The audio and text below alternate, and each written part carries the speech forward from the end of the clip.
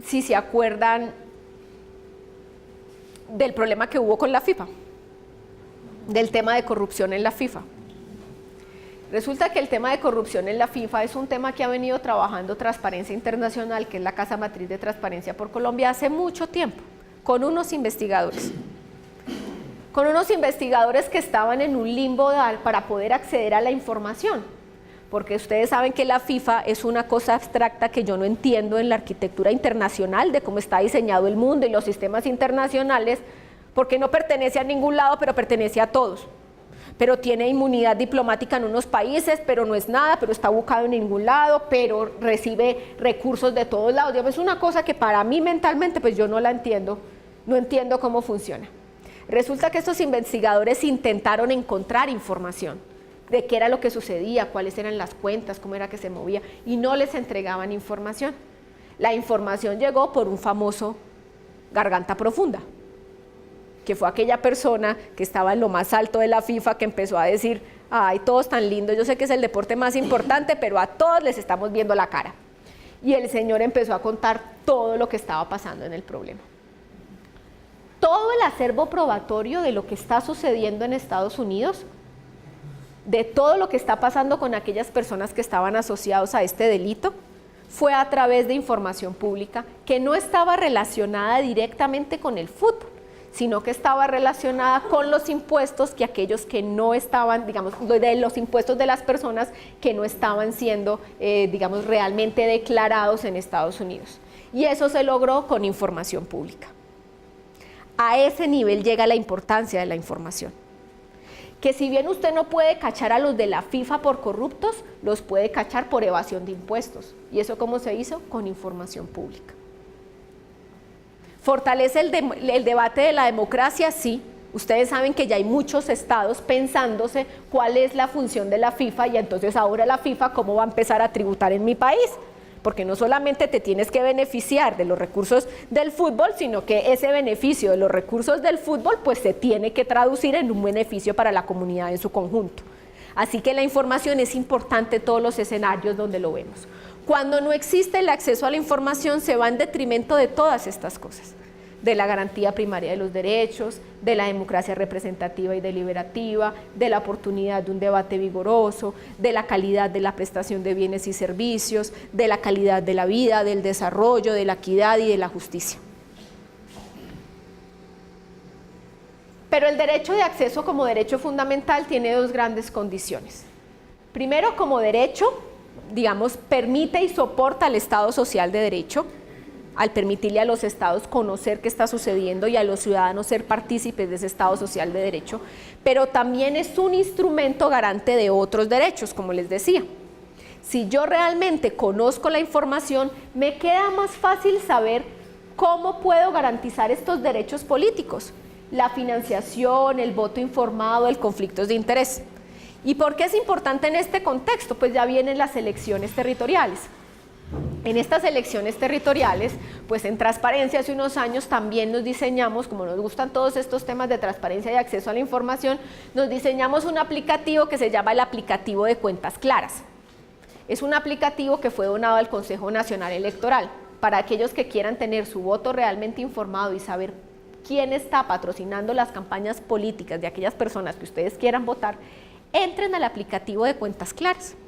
Ahí se van a dar cuenta cuánto está gastando cada uno de los candidatos, es de obligatorio reporte y tiene una ventana ciudadana.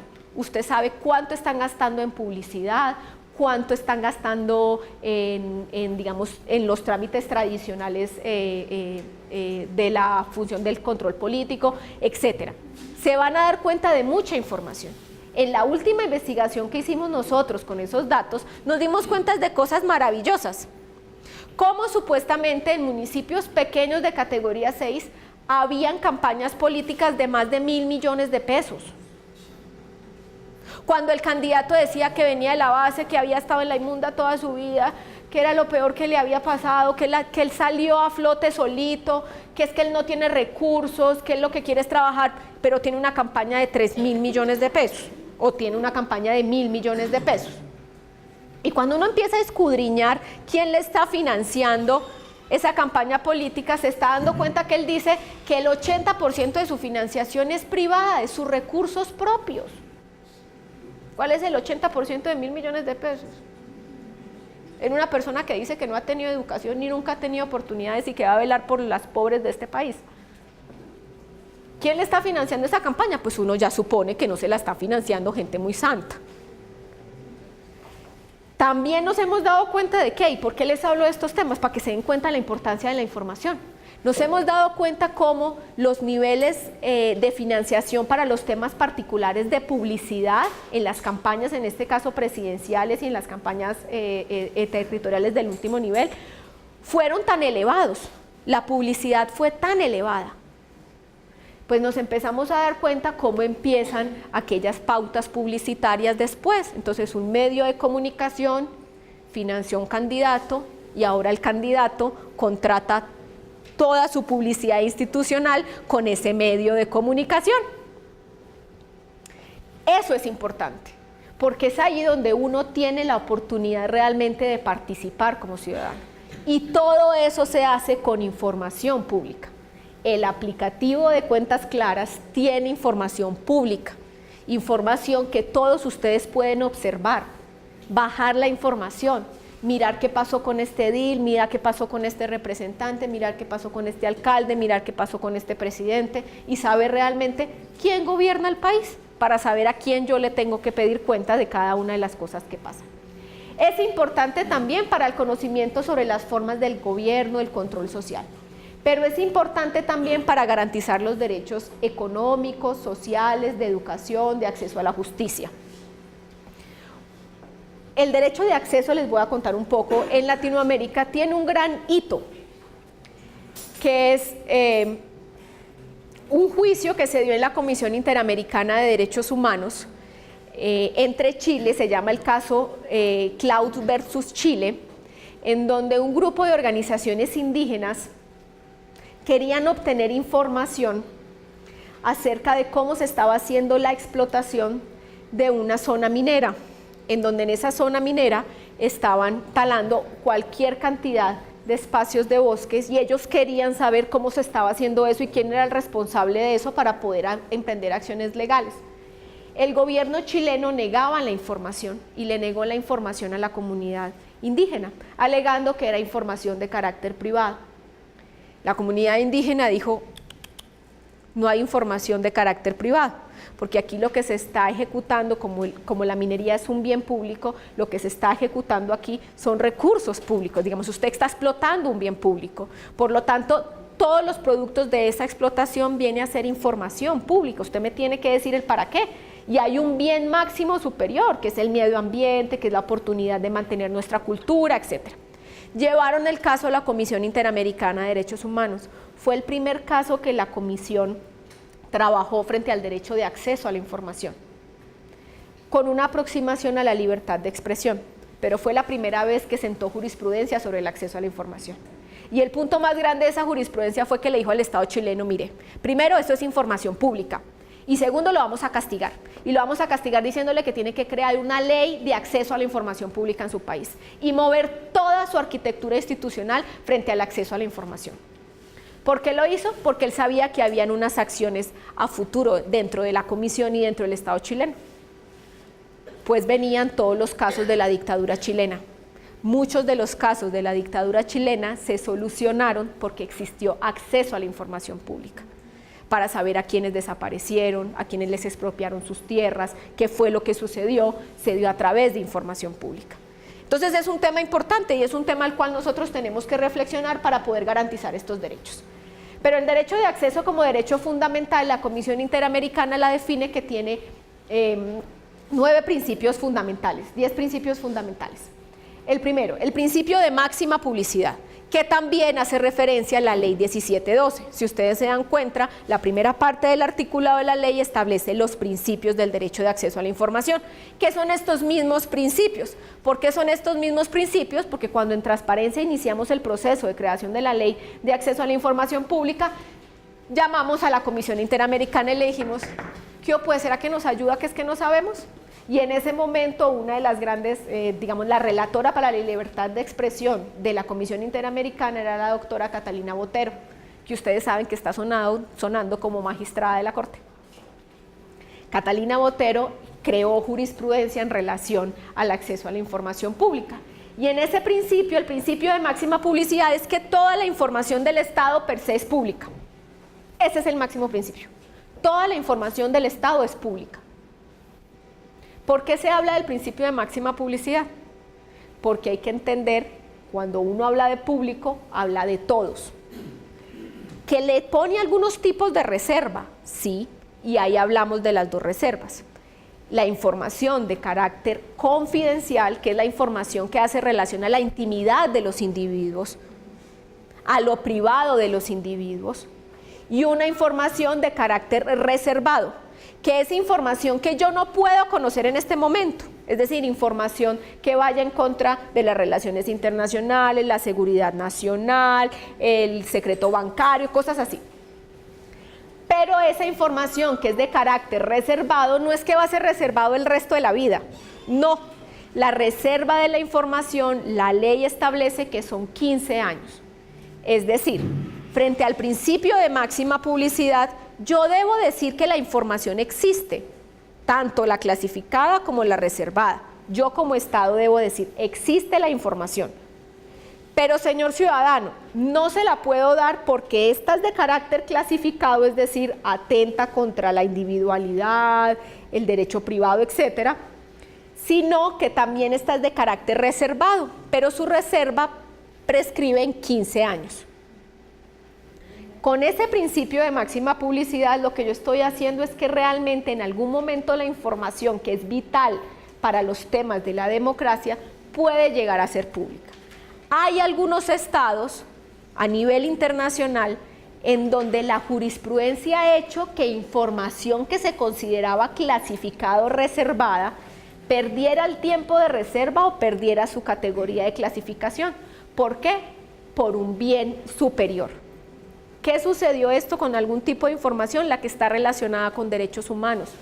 En algunos estados que han tenido problemas de derechos humanos profundos, desapariciones, genocidios, hay alguna información que por ser vital de carácter, digamos, por ser vital para subsanar los delitos que se cometieron, se convirtió en pública.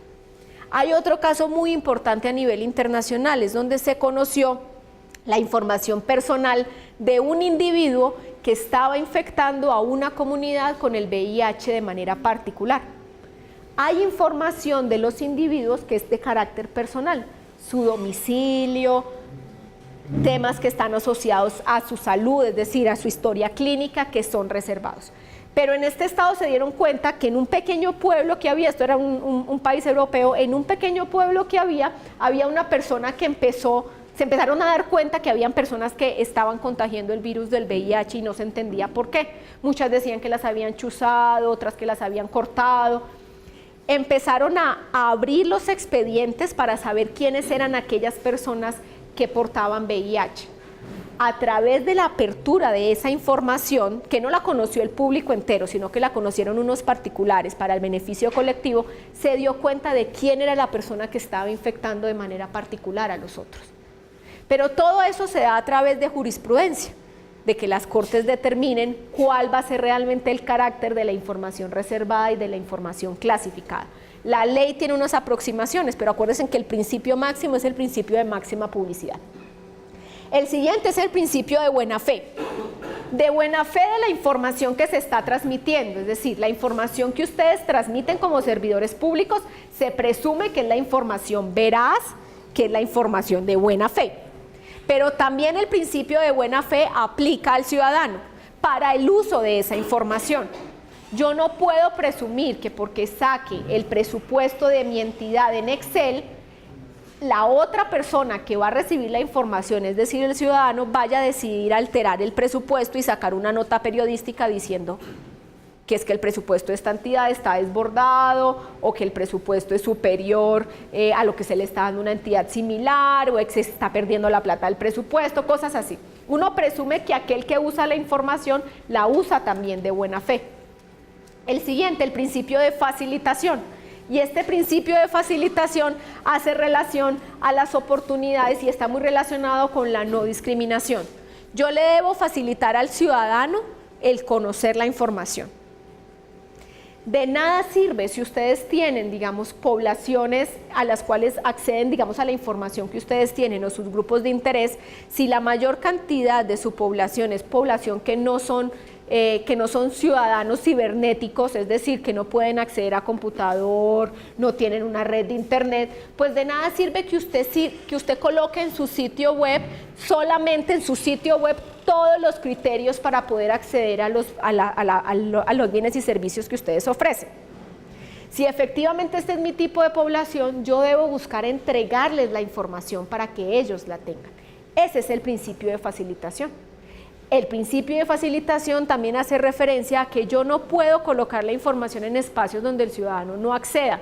Es decir, los centros de atención al ciudadano, cuando los ubican en el último piso de un edificio de 5 pisos que no tiene ascensor, póngale una persona con algún tipo de discapacidad o un ciudadano de la tercera edad poder acceder a la información que está en el último piso de su entidad. No tiene sentido. Ese es el principio de facilitación. El siguiente es el principio de no discriminación. Y el principio de no discriminación también va asociado al de facilitación, no solamente porque independientemente del tipo de persona que yo sea, usted me debe entregar la información, sino que si yo tengo algunos grupos de interés que están asociados a culturas diferentes, es decir, si yo les debo entregar la información en un lenguaje diferente, en un lenguaje alternativo como lo explica la ley, es decir, si lo tengo que entregar en braille, si lo tengo que pasar a alguna lengua o origen particular, si ese es mi grupo de interés tan grande, yo debo procurar la facilitación y la no discriminación del derecho de acceso, poniéndolo realmente en las condiciones que él requiere para poder tomar decisiones. El siguiente es el principio de gratuidad. Toda la información del Estado per se debe de ser gratuita. La ley 1712 establece que el principio de gratuidad es uno de los grandes principios de la ley de acceso a la información. Pero que la gratuidad, digamos, el costo o que la gratuidad solamente, digamos, puede ser cambiada en el sentido en que se pueden solamente cobrar los costos de reproducción de la información. Pero también esto tiene una pequeña aproximación. Resulta que si yo me doy cuenta que es una información realmente útil para la ciudadanía y que yo le estoy cobrando a la ciudadanía por esa información,